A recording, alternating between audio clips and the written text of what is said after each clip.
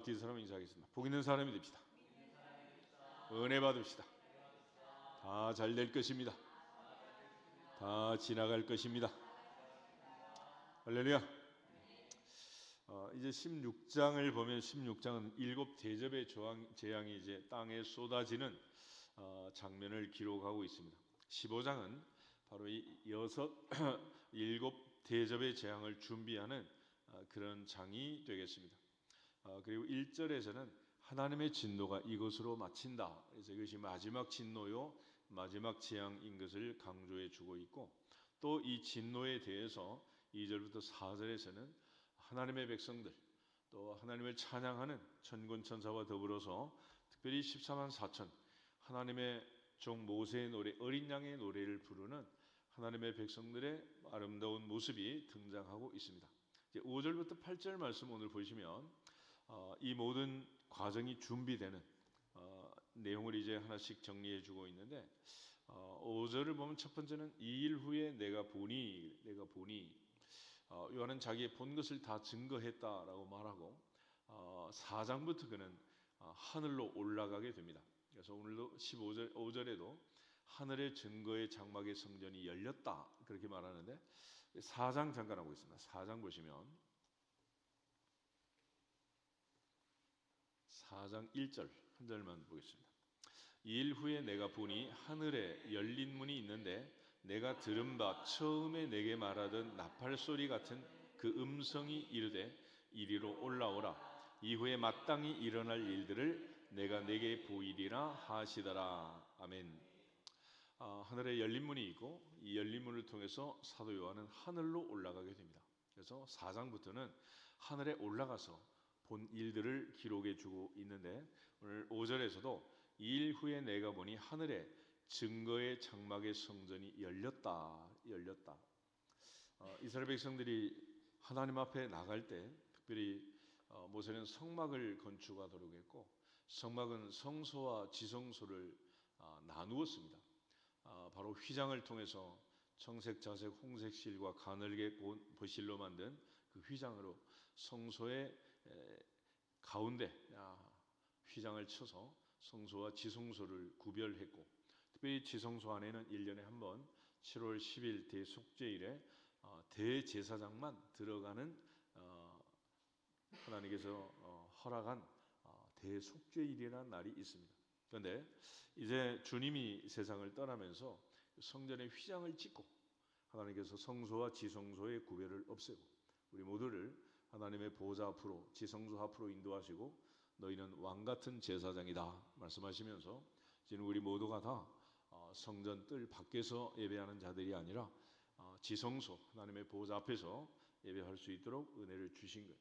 그래서 교회 건축의 모든 진행 과정을 봐도 옛날에 그 성전들은 전부 다 이제 회중석이 따로 있고, 또 목사님들이 기도하는 기도방이 있고, 여튼 여러 가지 구별이 많았어요. 근데 이제는 이 모든 구별을 없애고 마주보고 예배할 수 있도록 이렇게 이제 모든 칸막이를 다 없앴어요.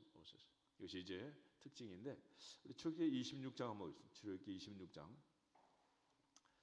출애굽기 26장.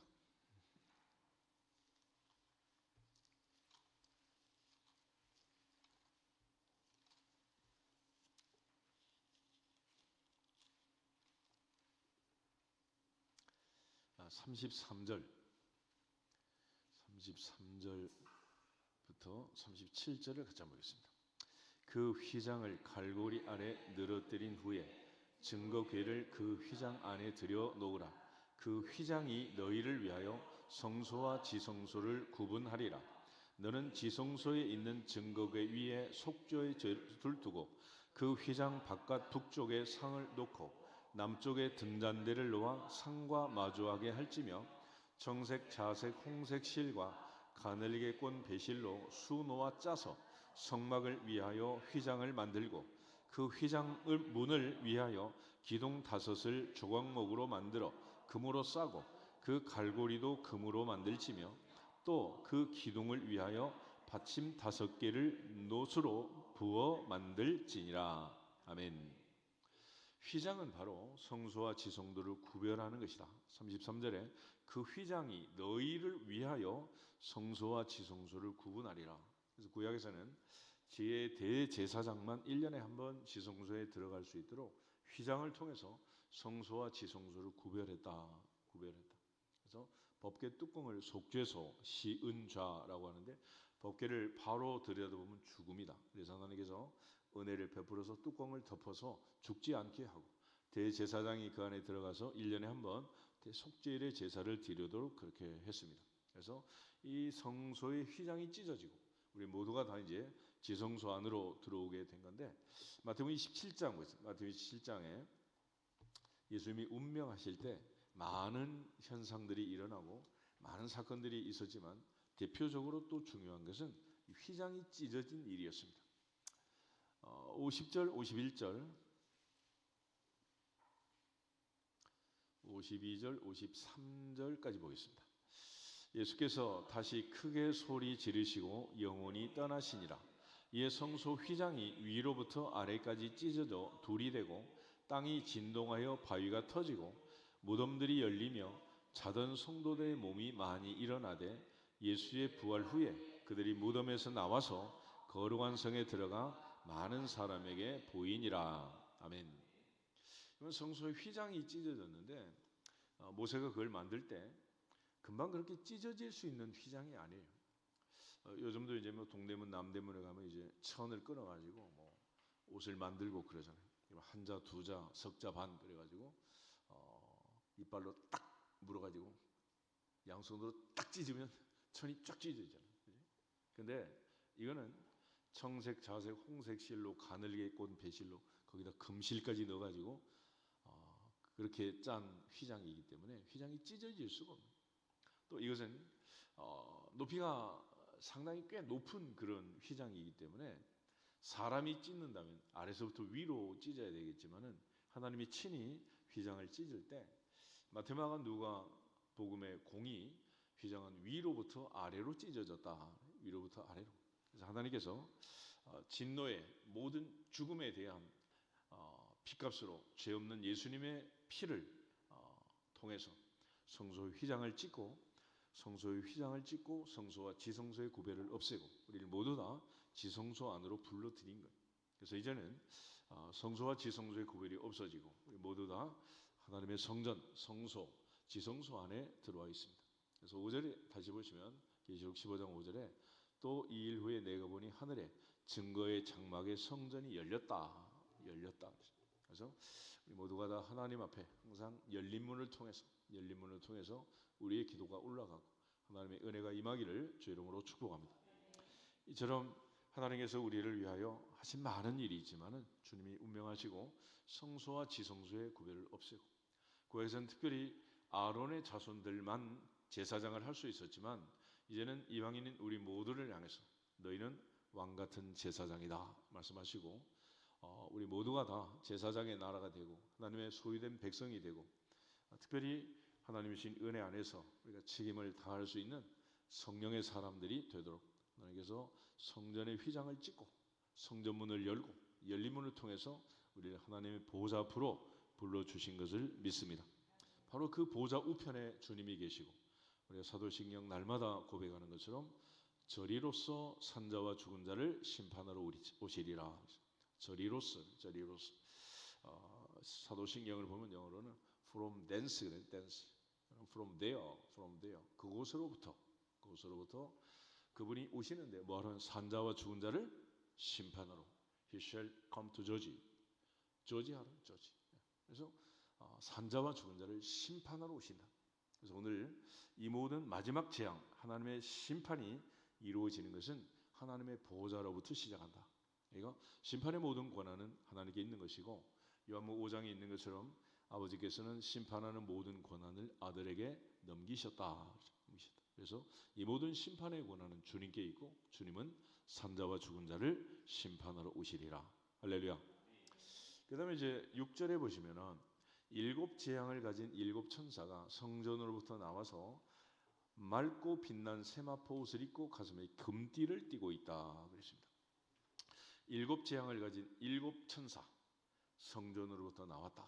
그러니까 하나님의 보좌로부터 나와서 일곱 대접을 들고 하나님의 진노의 잔을 가지고 일곱 천사가 이제 성전에서 나왔다. 성전에서 나와서 진노의 잔을 붓기 시작할 준비를 하고 있습니다. 근데 그 중에 이제 보면 복장의 모습이 맑고 빛난 세마포 옷을 입고 가슴에 금띠를 띠고 있다. 이 세마포라는 것을 아래 5번에 보면 어떤 사본은 보석 그래요. 보석. 특별히 제사장이 가슴에 우림과 돈,밈을 비롯한 12보석을 가진 그런 흉패를 차고 있었습니다. 그래서 이 대제사장의 모습처럼 또 우리에게 있는 큰 대제사장 예수 그리스도의 모습처럼 일곱 천사는 빛난 세마포 옷을 입고 가슴에 금띠를 띠고 있다. 금띠를. 1장 한번 보겠습니다. 계시록 1장에 보면 예수님의 모습이 등장하는데 사도 요한은 예수님의 모습을 처음 보면서 예수님은 이렇게 복장을 하고 계신다라고 얘기를 합니다. 12절부터 16절을 보겠습니다. 계시록 1장 12절 몸을 돌이켜 나에게 말한 음성을 알아보려고 돌이킬 때에 일곱 금 촛대를 보았는데 촛대 사이에 인자 같은 이가 발에 끌리는 옷을 입고 가슴에 금띠를 띠고 그의 머리와 털의 희기가 흰 양털 같고 눈 같으며 그의 눈은 불꽃 같고 그의 발은 풀무에 단련한 빛난 주석 같고 그의 음성은 많은 물소리와 같으며 그의 오른손에 일곱 별이 있고 그의 입에서 좌우에 날선 검이 나오고 그 얼굴은 해가 힘있게 비치는 것 같더라. 아멘. 그래서 일곱 대접을 가진 일곱 천사의 모습은 예수님의 모습을 닮은 것 같은, 그래서 가슴에는 금띠를 띠고 세마포 옷을 입었다. 7장을 한번 보세요. 7장 계시록 7장 13절 14절에 보면 14만 4천에 대한 큰 옷 입은 큰 무리에 대한 질문과 답이 나와 있는데 13절 14절을 보겠습니다. 장로 중 하나가 응답하여 나에게 이르되 이 흰 옷 입은 자들이 누구며 또 어디서 왔느냐? 내가 말하기를 내 주여 당신이 아시나이다 하니 그가 나에게 이르되 이는 큰 환난에서 나오는 자들인데 어린 양의 피에 그곳을 씻어 희게 하였느니라. 아멘. 예수님의 보혈, 십자가의 보혈로 씻어 흰 옷을 입은 자들만 하나님의 성호를 찬양하는, 하나님께 영광을 돌리는 14만 4천 중에 들어간다. 그래서 15장에 2절부터 4절에 보면 이 아름다운 모세의 노래, 어린 양의 노래를 부를 수 있는 그들은 어린 양의 피로 십자가의 보혈로 깨끗함을 받은 자들이다. 또 큰 환난을 겪고 나온 자들이다. 그래서 우리가 환난 중에도 전루하느니 환난은 인내를, 인내는 연단을, 연단은 소망을 이루는 줄 안다 하신 말씀처럼 이 모든 환난과 시련을 이기고 현재 고난은 장차 우리에게 나타날 영광과 비교할 수 없음을 알고 너희가 여러 가지 환난을 만나거든 완전히 기쁘게 여기라 하신 야고보의 말씀처럼 우리 모두가 다 환난과 시련을 잘 극복하고 주님의 은혜로 하나님께 영광을 돌리는 아름다운 찬송을 부르는 14만 4천과 하늘의 천군 천사와 더불어서 하늘의 백성이 되기를 주 이름으로 축복합니다. 동시에 이제 하나님이 주신 은혜 안에서 요한계시록 7장 15절부터 17절을 보시면 거기에 이들이 흰 옷 입고 어린 양의 피로 깨끗하게 되어서 하나님을 섬기는 모습이 나와 있는데 15절 보겠습니다. 그러므로 그들이 하나님의 보좌 앞에 있고 또 그의 성전에서 밤낮 하나님을 섬김에 보좌에 앉으신 이가 그들 위에 장막을 치시리니 그들이 다시는 줄이지도 아니하며 목마르지도 아니하고 해나 아무 뜨거운 기운에 상하지도 아니하리니 이는 보좌 가운데 계신 어린 양이 그들의 목자가 되사 생명수 샘으로 인도하시고 하나님께서 그들의 눈에서 모든 눈물을 씻어 주실 것임이라. 아멘.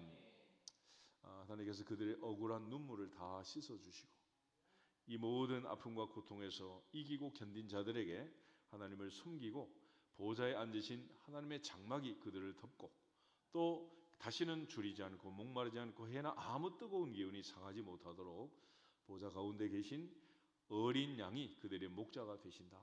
생명수 샘물로 인도하신다. 하나님이 친히 그들의 눈에서 모든 눈물을 씻어 주실 것이다. 그래서 계시록 한편으로는 하나님이 주시는 위로가 있고 또 한편으로는 하나님의 진노가 있는데 이 세상에서 있었던 모든 것들이 반전의 반전을 거듭해서 역전의 역전을 거듭해서 뒤집어지는 것이 이제 계시록의 마지막 심판이라는 거예요. 그러니까 하나님이 심판하시면 이 세상의 모든 질서는 무너지고 이 세상의 모든 억울함은 풀어진다. 예수님 비유 중에 보면 이제 거지와 부자의 비유가 있잖아요. 거지 나사로는 아브라함의 품에 안겨 있고 부자는 뜨거운 불에서 고통을 당하는데 성경을 보면 부자에게 하는 말씀, 너는 살아생전에 부귀영화를 누렸고 나사로는 그렇게 거지로 살았으니 이 모든 상황이 뒤집어지는 게 마땅하지 아니하냐. 그러니까 모두가 다 영원한 천국을 바라보고 이 땅에서는 비록 심령이 가난한 자가 복이 있다 하신 말씀처럼 가난한 자로 살지만은 그러나 하나님의 보좌 앞에서 부요한 자가 되어서 여호와는 나의 목자시니 내게 부족함이 없으리로다. 하늘에 하나님이신 은혜 안에서 하박국처럼 비록 무화과나무 감람나무 수출이 없고 양의 모든 우리의 양이 없고 외양간에 송아지가 없고 이 세상 사람들이 원하는 부귀영화가 없더라도 나는 여호와로 인하여 기뻐하고 나의 구원의 하나님으로 인하여 즐거워하리로다. 기쁨과 즐거움의 근원이 조건이 전혀 다르다는 거예요. 그러므로 우리 모두가 다 믿음 안에서 하나님의 보좌 앞에서 이루어지는 이 모든 일들을 보면서 현재의 기준, 세상 사람의 기준, 많은 사람이 추구하는 넓은 문으로 가는 그런 기준이 아니고 좁은 문으로 들어가는 주님이 말씀하신, 주님이 늘 우리에게 명령하시고 팔복에서 말씀하셨던 복이 있는 사람 되기를 주님의 이름으로 축복합니다. 그런 의미에서 다시 한번 인사하겠습니다. 복 있는 사람이 됩시다. 그 다음에 이제 6절을 다시 보시면 일곱 재앙을 가진 일곱 천사가 성전에서 나왔고 맑고 빛난 세마포 옷을 입고 가슴에 금띠를 띠었다. 그런데 네 생물 중 하나가 영원토록 살아계신 하나님의 진노를 가득히 담은 금대접 일곱을 그 일곱 천사들에게 주었다. 그래서 일곱 천사에게 이제 한 대접 한 대접 하나님의 진노를 가득히 담은 대접을 나누어 주고 있는 모습을 보게 됩니다. 특별히 이제 로마서 12장에서는 우리에게 원수를 갚지 마라. 하나님이 진노하시면 그때 하나님이 진노하시면 아무도 살아남을 수 없을 것이다. 그래서 하나님께 기도하고 하나님께 맡기고 원수를 불쌍히 여겨라 그랬는데 이 하나님의 진노를 가득히 담은 진노의 일곱 대접을 가진 일곱 천사를 마지막으로 이제 준비하게 되는데 하나님의 진노가 얼마나 무서운가라는 것을 생각하면 우리 모두가 이 땅에 사는 동안 몸은 죽여도 영혼을 죽이지 못하는 자들을 두려워하지 말고 몸과 영혼을 능히 지옥에 멸하시는 하나님만 두려워할지어다. 솔로몬은 하나님만 두려워하는 하나님을 경외하는 그것을 지혜라고 했습니다. 그런 의미에서 우리 모두가 지혜로운 아들들, 현수한 딸들이 되어서 하나님을 경외하고 하나님만 두려워할 수 있기를 주 이름으로 축복합니다. 로마서 12장을 잠깐 보겠습니다. 로마서 12장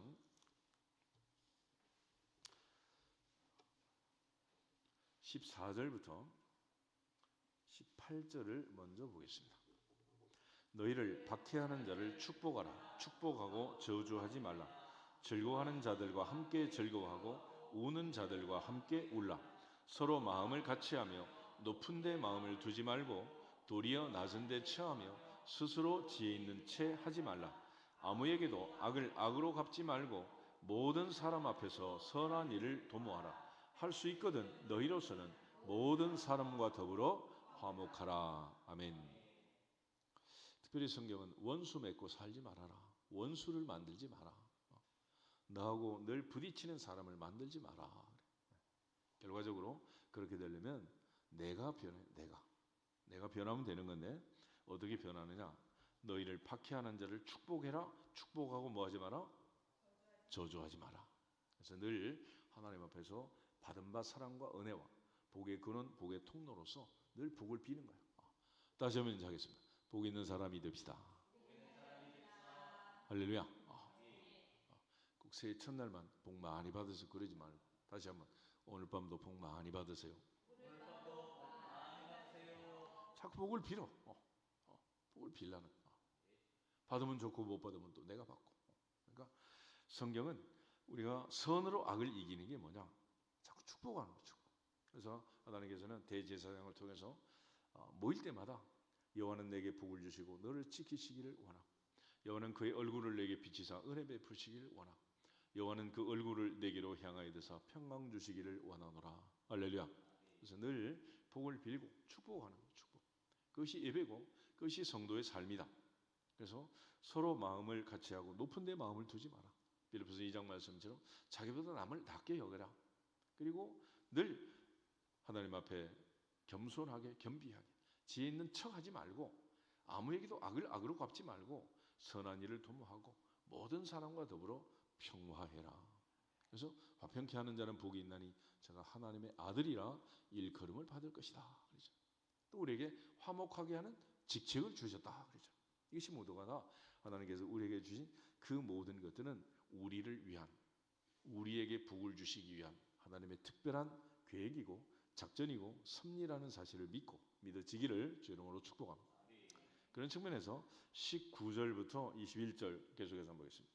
내 사랑하는 자들아 너희가 친히 원수를 갚지 말고 하나님의 진노하심에 맡기라. 기록되었으되 원수 갚는 것이 내게 있으니 내가 갚으리라고 주께서 말씀하시니라. 내 원수가 줄이거든 먹이고 목마르거든 마시게 하라. 그리함으로 내가 숯불을 그 머리에 쌓아 놓으리라. 악에게 치지 말고 선으로 악을 이기라. 아멘. 선으로 악을 이기는 방법이 뭐냐? 내가 진노를 갚는 게 아니라 하나님의 진노하심에 맡기는 거다. 친히 원수를 갚지 말고 하나님의 진노하심에 맡기라. 할렐루야. 그러니까 내가 때려봤자 내 주먹만 아프고 제대로 뭐 때리지도 못하면 나만 넘어질 거 아니야. 아무 의미가 없는 거야. 그렇지만 하나님께 맡기면 하나님이 때를 따라서 이 원수에게도 마지막까지 기회를 주시고 은혜를 주시고 그렇지만 끝까지 회개치 않고 돌이키지 않으면 그때는 하나님께서 진노하신다. 하나님이 진노하시면 어떻게 되느냐? 그때는 아무도 막을 수 없다. 하나님의 진노를 누가 막을 수가 있겠어요? 그래서 하나님의 진노하심에 맡겨라. 하나님의 진노하심에 맡겨라. 그러니까 하나님께 맡기면 하나님께서 맡아서 다 정리해 주실 거다. 그 대신에 이 땅에 있는 동안은 내가 원수를 갚지 말고 원수가 있더라도 줄이거든 먹이고 목마르거든 마시게 하고 그리함으로 내가 숯불을 그 머리에 쌓는 행위가 될 것이고 그것이 바로 선으로 악을 이기는 방법이다. 그랬습니다. 그래서 마지막 숯불을 뒤집어 엎는 심판은 진노의 심판은 결정은 누가 하시나? 하나님이 하신다. 하나님. 그래서 하나님이 진노하시면 그때는 아무도 그 앞에 설 수 없다. 아무도. 그러므로 하나님이 진노하시는 그 진노가 얼마나 무서운가라는 걸 계시록에서는 7 인의 재앙, 7 나팔의 재앙, 7 대접의 재앙으로 이제 표현하고 또 진행을 하고 있는데 마지막 7 대접의 재앙 속에 담겨 있는 것은 하나님의 진노였습니다. 진노. 그래서 이 진노의 대접을 가지고 6 천사가 진노의 잔을 땅에 쏟고 마지막 7번째 천사가 진노를 퍼부음으로써 7 대접의 재앙이 이제 마무리가 되는데 하나님께서 바로 7 천사에게 7 대접에 하나님의 진노를 가득히 담은 금 대접 7을 나눠주고 있는 모습을 기록해 주고 있습니다. 동시에 이제 하나님이 이렇게 진노하시면 그때는 아무도 막을 수 없다는 우리 전도서 3장을 한번 찾아보겠습니다. 전도서 3장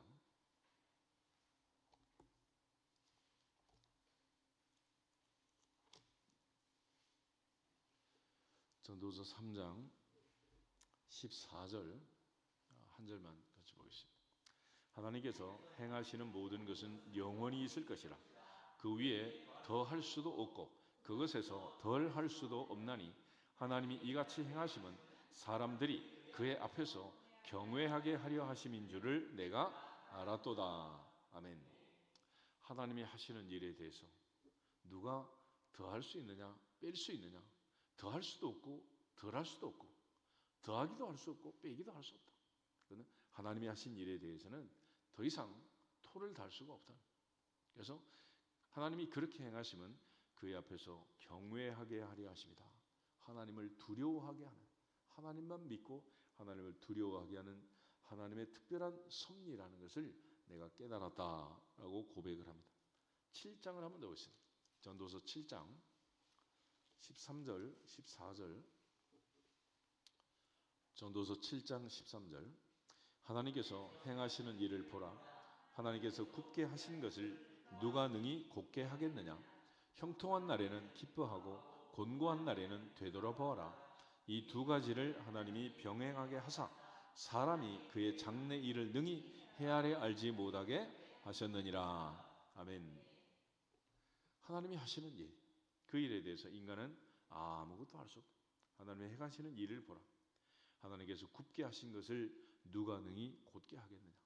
하나님이 구부러뜨리면 그걸 누가 펼 수 있겠냐. 그래서 형통한 날에는 기뻐하고 곤고한 날에는 되돌아보아라. 그래서 형통한 날과 곤고한 날, 우리가 생각할 때 참 좋다, 이럴 수가 있는가 그렇게 생각하지만은 돌이켜보면 반대로 또 뒤집어진다는.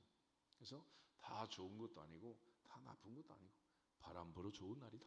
그러니까 내가 좋은 날이라고 생각하면 다 좋은 날이 되는 것이고, 내가 스스로 자책하고 또 슬퍼하고 또 해석을 잘못해가지고 이게 곤고한 날이라고 해석을 하면 내 인생은 곤고하게 되는 거예요. 그래서 다윗처럼 언제나 여호와는 나의 목자시니 내게 부족함이 없으리로다. 할렐루야. 인생은 해석이야, 해석. 그래서 우리 모두가 다 하나님 앞에서 하나님께서 내 인생의 주인이심을 믿고 오늘 하루도 하나님 인도하시고 오늘도 함께 하신 것처럼 저 앞에 가는 날까지 하나님이 날마다 함께 하시고 동행하실 믿고 믿어지기를 주 이름으로 축복합니다.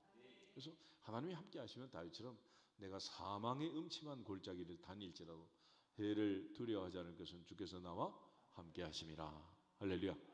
그래서 내 몸이 건강하든지 아프든지 하나님이 함께 하시면 행복한 사람이고, 내가 아무리 건강하게 잘 다는 것 같아도 하나님이 함께 하지 않으면 불행한 인생이라.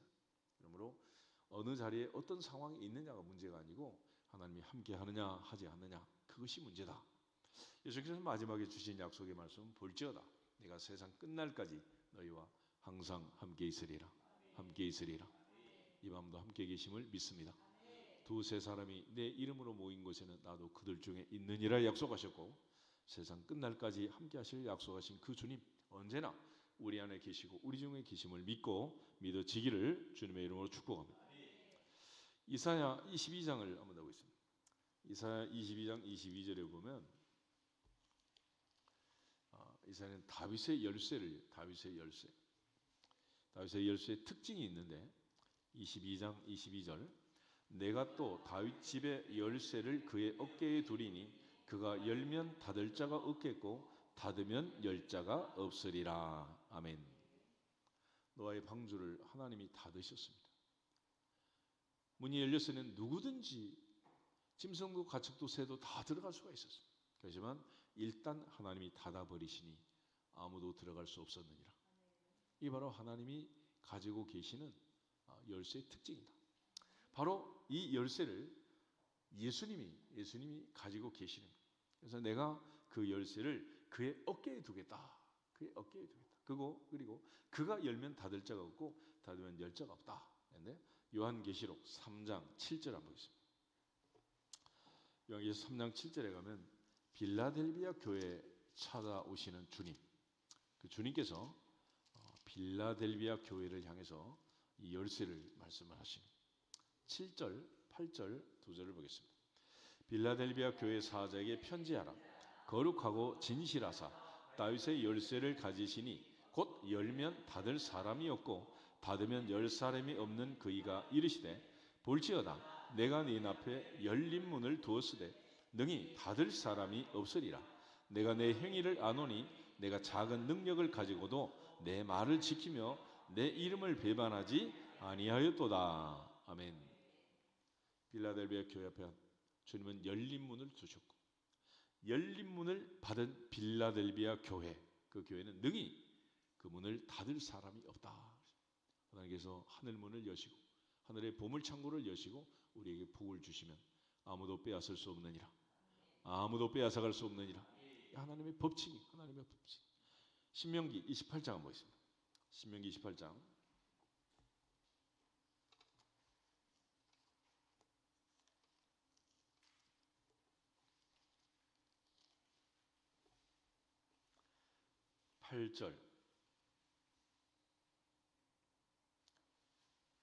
8절부터 13절까지 천천히 한번 읽겠습니다. 여호와께서 명령하사 내 창고와 내 손으로 하는 모든 일에 복을 내리시고 내 하나님 여호와께서 내게 주시는 땅에서 내게 복을 주실 것이며 여호와께서 내게 맹세하신 대로 너를 세워 자기의 성민이 되게 하시리니 이는 내가 내 하나님 여호와의 명령을 지켜 그 길로 행할 것임이니라. 땅의 모든 백성이 여호와의 이름이 너를 위하여 불리는 것을 보고 너를 두려워하리라.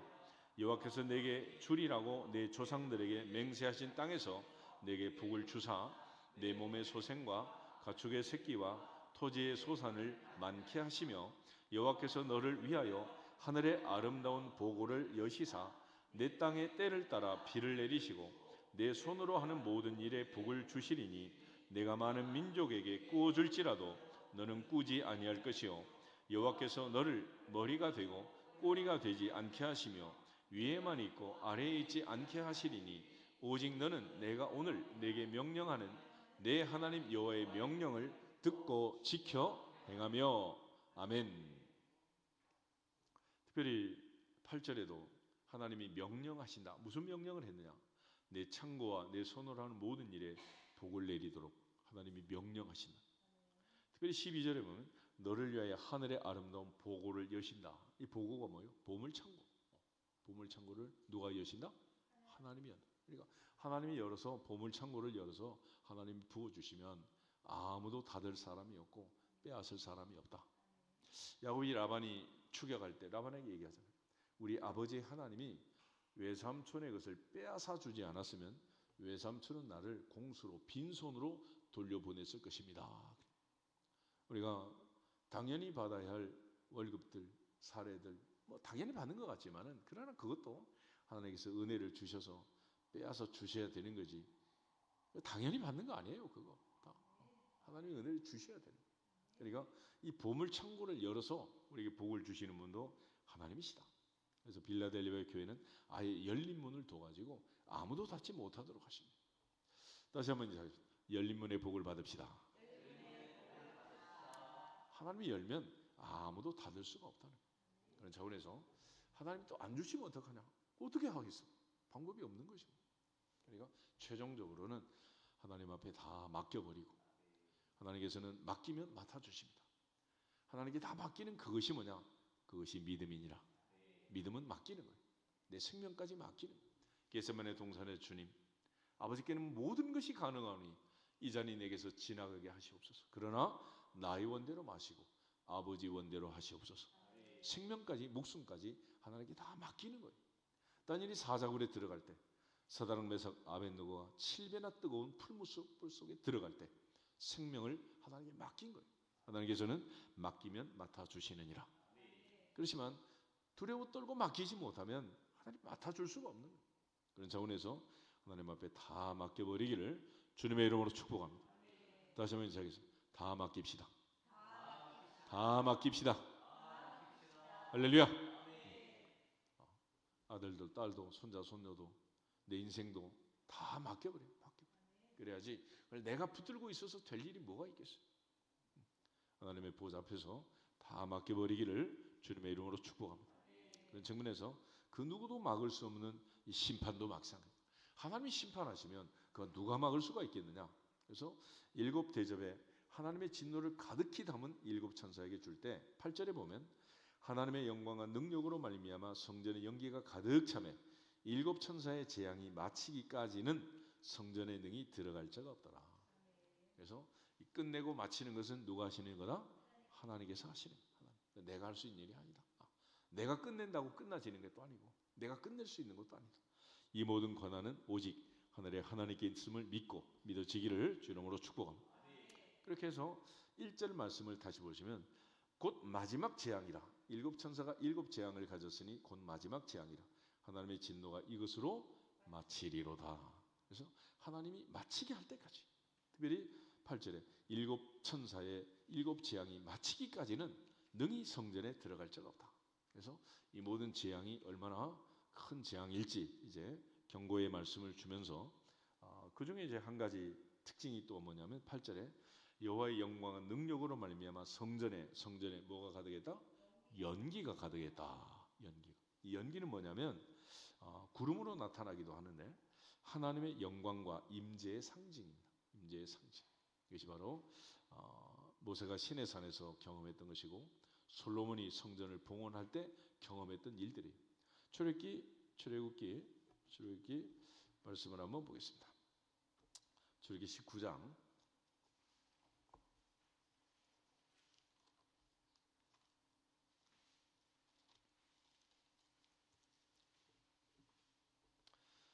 19장 16절부터 19절 말씀까지 같이 보겠습니다. 셋째 날 아침에 우레와 번개와 빽빽한 구름이 산 위에 있고 나팔 소리가 매우 크게 들리니 진중에 있는 모든 백성이 다 떨더라. 모세가 하나님을 맞으려고 백성을 거느리고 진에서 나오매 그들이 산 기슭에 서 있는데 시내산의 연기가 자욱하니 여호와께서 불 가운데서 거기 강림하심이라. 그 연기가 옹기 가마 연기같이 떠오르고 온 산이 크게 진동하며 나팔 소리가 점점 커질 때 모세가 말한즉 하나님이 음성으로 대답하시더라. 아멘. 시내산의 자욱한 연기, 빽빽한 구름, 번개와 구름이 가득한 시내산에서 하나님께서 모세와 말씀하시는 장면이 등장합니다. 그래서 하나님이 자기의 모습을 이 구름으로 가리고 연기와 빽빽한 구름 속에서 하나님 말씀하고 계심을 보게 됩니다. 열왕기상 8장을 한번 더 보겠습니다. 열왕기상 8장에 보면 솔로몬이 이제 성전을 건축하고 성전 봉헌식을 하게 되는데 솔로몬이 성전을 봉헌할 때 있었던 일들 중에 아주 특징적인 일이 있습니다. 10절부터 11절을 보겠습니다. 10절 11절 제사장이 성소에서 나올 때 구름이 여호와의 성전에 가득하매 제사장이 그 구름으로 말미암아 능히 서서 섬기지 못하였으니 이는 여호와의 영광이 여호와의 성전에 가득함이었더라. 아멘. 그래서 하나님의 영광이 구름 모습으로 솔로몬의 성전에 가득 찼고 제사장들은 감히 그 영광의 구름, 히브리어 쉐키나라는 건데 그 영광의 구름 앞에, 영광의 임재 앞에 그들은 감히 서서 섬기지 못하고 쓰러졌다. 그래서 하나님의 영광이 얼마나 크고 위대하신가라는 것을 가르쳐주고 있습니다. 이사야 6장을 한번 더 보시면 선지자 이사야가 성전에 가서 하나님 앞에 이제 소명을 받을 때 장면인데 이사야가 소명을 받을 때 역시 마찬가지 구름이 등장하고 있는 것을 보게 됩니다. 3절부터 5절을 보겠습니다. 3절 서로 불러 이르되 거룩하다 거룩하다 거룩하다 만군의 여호와여 그의 영광이 온 땅에 충만하도다 하더라. 이같이 화답하는 자의 소리로 말미암아 문지방의 터가 요동하며 성전의 연기가 충만한지라. 그때 내가 말하되 화로다 나여 망하게 되었도다. 나는 입술이 부정한 사람이요 나는 입술이 부정한 백성 중에 거주하면서 만군의 여호와이신 왕을 배웠음이도다 하였더라. 아멘. 선지자 이사야가 하나님의 성전에 들어갔을 때 거룩하다 거룩하다 거룩하다 만군의 여호와여 그 영광이 온 땅에 충만하도다. 이런 천군 천사의 찬송이 울려 퍼질 때에 화답하는 자의 소리로 말미암아 문지방의 터가 요동하고 성전의 연기가 충만했다. 성전에 하나님의 영광의 임재가 충만한 것을 보게 됩니다. 영광의 임재 앞에서 선지자 이사야는 화로다 나여 망하게 되었구나. 내가 입술이 부정한 백성 중에 살면서 죄만 짓고 살았으니 하나님의 영광의 임재 앞에 죄인이 어떻게 살 수 있겠느냐. 그렇지만 하나님께서 그에게 은혜를 주셔서 죽이지 않고 제단 숯불로 입술을 정결케 하고 그를 통해서 하나님의 사역을 감당케 하십니다. 내가 누구를 보내고 누가 우리에게 갈고 그럴 때 선지자 이사야는 하나님의 은혜로 이 부정한 것들을 깨끗하게 정리하고 회개함으로써 내가 여기 있나이다. 주여 내가 여기 있나이다. 나를 보내소서. 할렐루야. 그런 놀라운 반응을 나타내게 된 것을 보게 됩니다. 마지막 에스겔 10장을 한번 더 보겠습니다. 에스겔 10장에도 보면 하나님의 성전에서 영광의 임재가 등장하게 되는데 10장 1절부터 4절 말씀 보겠습니다. 에스겔 10장 1절에서 5절까지 볼까요? 5절까지. 이에 내가 보니 그룹들 머리 위 궁창에 남보석 같은 것이 나타나는데 그들 위에 보호자의 형상이 있는 것 같더라. 하나님이 가는 베옷을 입은 사람에게 말씀하여 이르시되 너는 그룹 밑에 있는 바퀴 사이로 들어가 그 속에서 숯불을 두 손에 가득히 움켜 가지고 성읍 위에 흩으라 하시매 그가 내 목전에서 들어가더라. 그 사람이 들어갈 때 그룹들은 성전 오른쪽에 서 있고 구름은 안뜰에 가득하며 여호와의 영광이 구름에서 올라와 성전 문지방에 이르니 구름이 성전에 가득하며 여호와의 영화로운 광채가 뜰에 가득하였고 그룹들의 날개 소리는 바깥뜰까지 들리는데 전능하신 하나님이 말씀하시는 음성 같더라. 아멘. 특별히 3절 구름은 안뜰에 가득했고 여호와의 영광은 구름 가운데서 올라왔다. 성전 문지방에 이르고 구름이 성전에 가득하며 여호와의 영원한 광채가 뜰에 가득하였다. 그래서 하나님의 영광의 상징으로 영광의 임재의 상징으로 구름이 연기가 등장하고 특별히 이 구름과 연기가 시내산에 있었던 것처럼 하나님의 성전에 늘 가득 찬 것을 보게 됩니다. 우리가 저 앞에 나와서 하나님의 보좌 앞에서 눈에 보이는 구름 빽빽한 연기가 아니라 우리가 영적으로 늘 말할 수 없는 탄식으로 우리의 기도하는 성령의 임재를 따라서 우리 모두가 하나님의 영광의 임재를 체험하고 경험하고 실감나게 느낄 수 있기를 주 이름으로 축복합니다. 우리가 예배하는 이 시간 우리만 있는 거 아니고 하늘의 하나님 천군 천사를 동원하시고 불말과 불병거를 동원해서 우리를 지키시고 인도하시고 우리 예배를 받으시는 줄 믿습니다.